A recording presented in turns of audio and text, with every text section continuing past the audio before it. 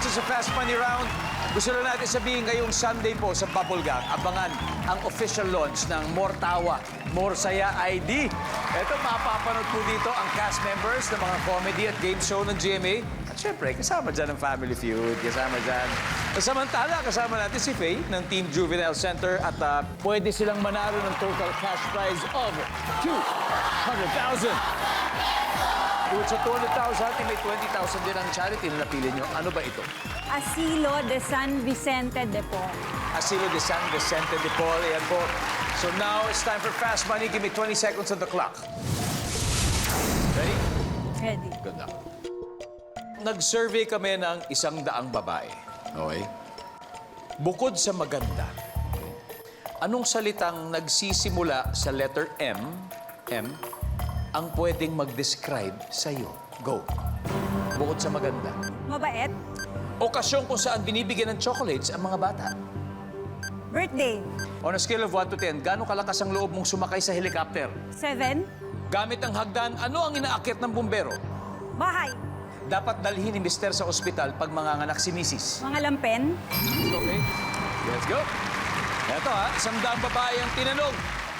Bukod sa maganda, salitang nagsisimula sa letter M na pwedeng mag-describe sa'yo, ang sabi mo ay mabait, syempre. Ano masabi ng survey sa mabait? Wow! Okasyon kung saan binibigyan ng chocolate sa mga bata tuwing birthday. Ang sabi ng survey natin dyan ay meron din. On a scale of 1 to 10, gaano kalakas ang loob mong sumakay sa helicopter? Ang sabi mo ay 7. Ang sabi ng survey dyan ay wow! Very good. Gamit ang hagdan, ano kaya ang inaakit ng bumbero? Sabi mo ay bahay. Ang sabi ng survey, wow! Wow! Dapat dalhin ni Mister sa ospital pag manganganak si Mrs. Lampin. Ang sabi ng survey, wow! What a good start! Oh my God!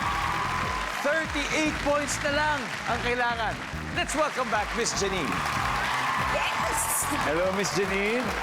Sa tingin niyo po, ilang puntos kaya ang nakuha ni Faye? Maximum.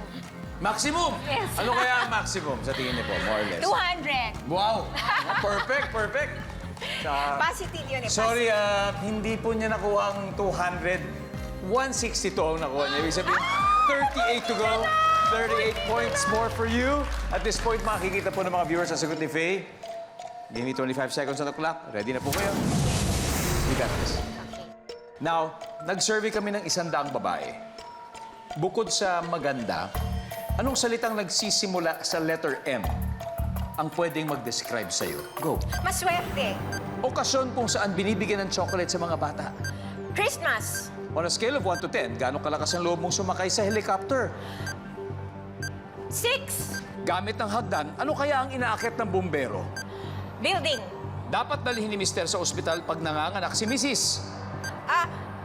Pera. Let's go, Miss Janine.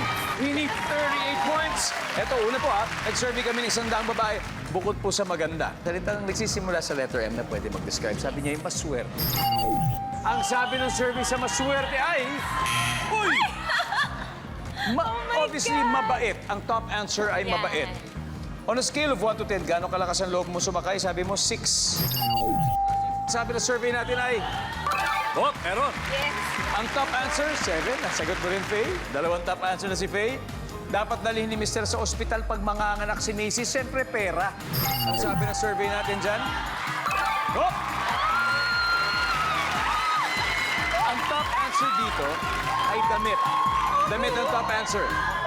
8 points to go. Gamit ang hagdan, anong inaakit ng bumbero? Ang sabi mo, building.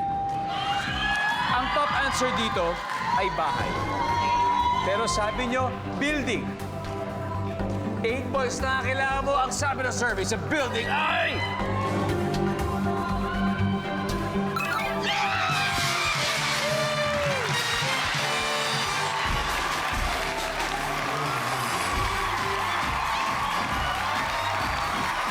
Okay, yung last question, okasyon. Kung kailan binibigyan ng chocolates yung bata, ang sabi nyo Christmas, yun yung top answer. Top answer din. Wow! Galing, galing. Thank you. Team Juvenile Center, congratulations. You have won a total of 200,000. Getting all your Kapuso shows has never been this affordable. Subscribe to the GMA Pinoy Pack on YouTube TV for only $14.99 a month. Watch GMA Pinoy TV, GMA Live TV, and GMA News TV anytime, anywhere.